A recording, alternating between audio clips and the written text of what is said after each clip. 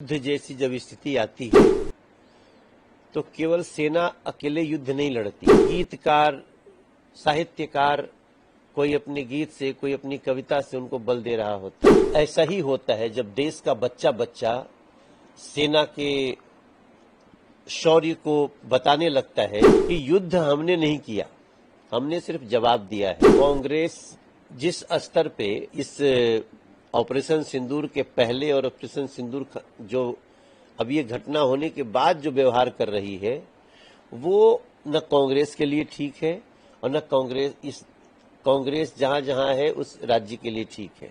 क्या बोलना चाहेंगी, क्या उसके अंदर मेन चंक्स हैं, अगर आप बताना चाहें? देखिए, मेरा मानना है कि युद्ध जैसी जब स्थिति आती है तो केवल सेना अकेले युद्ध नहीं लड़ती। उसके मनोबल को बढ़ाने के लिए देश का प्रत्येक नागरिक उसको बल दे रहा होता है। मीडिया के लोग उनको बल दे रहे होते हैं। गीतकार, साहित्यकार कोई अपने गीत से, कोई अपनी कविता से उनको बल दे रहा होता है और यह हमेशा होता रहा है। इस देश में ऐ मेरे वतन के लोगों भी लता जी ने गाया और जिस समय गाया वो विपरीत परिस्थिति में देश का हौसला बढ़ने वाला था।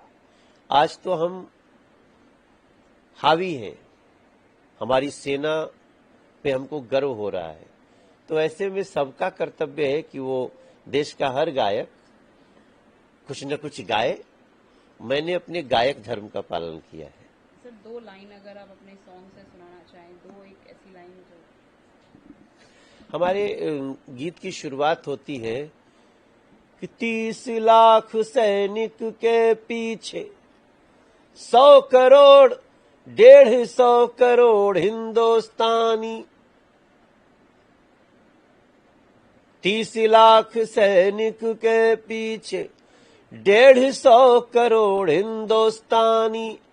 नाप देंगे जब चाहेंगे दुश्मन में कितनी है पानी।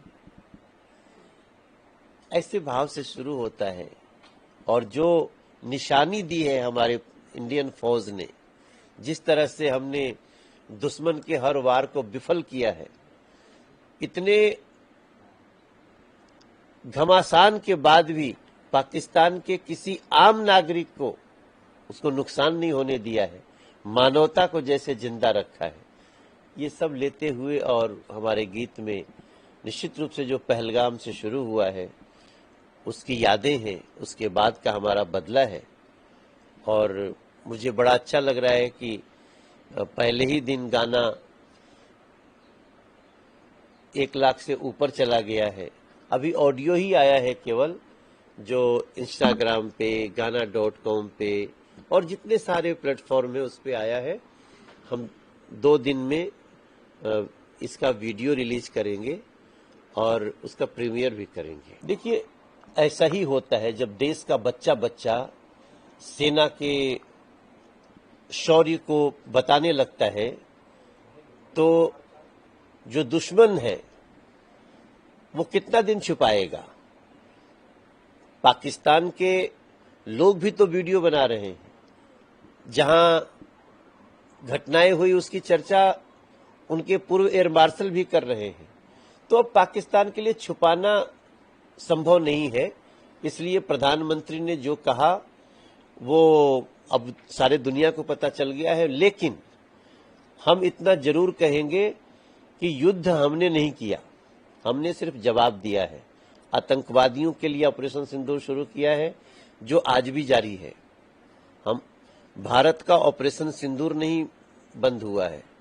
इसलिए पाकिस्तान के जो हुक्मरान हैं उनको और उनकी सेना के बीच क्या गड़बड़ चल रहा है, कौन आतंकवाद को शह दे रहा है, इसका फैसला पाकिस्तान को करना है।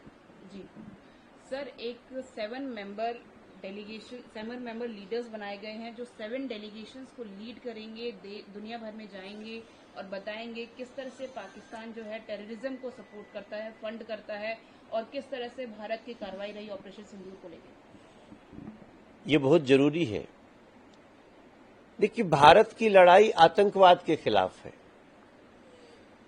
एक ऐसी घटना हुई इस ऑपरेशन सिंदूर के समय कि पाकिस्तान ने नागरिक विमान की आड़ लेके ड्रोन छोड़े, अटैक किए उन्होंने।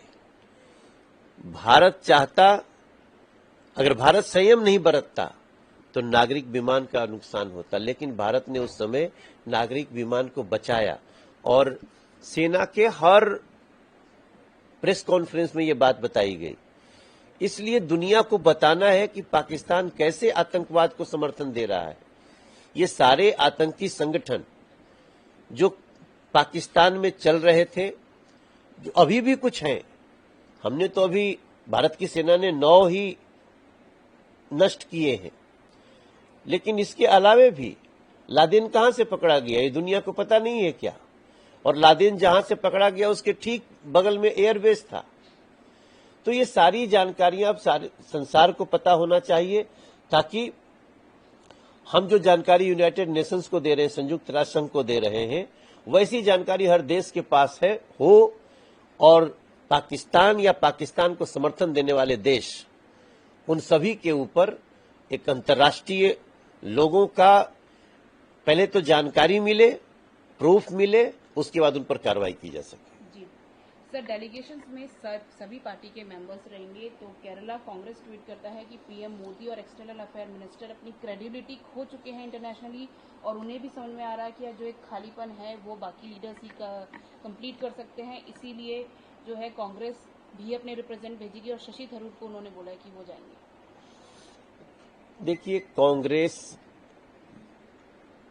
जिस स्तर पे इस ऑपरेशन सिंदूर के पहले और ऑपरेशन सिंदूर जो अब ये घटना होने के बाद जो व्यवहार कर रही है, वो न कांग्रेस के लिए ठीक है और न कांग्रेस जहां जहां है उस राज्य के लिए ठीक है।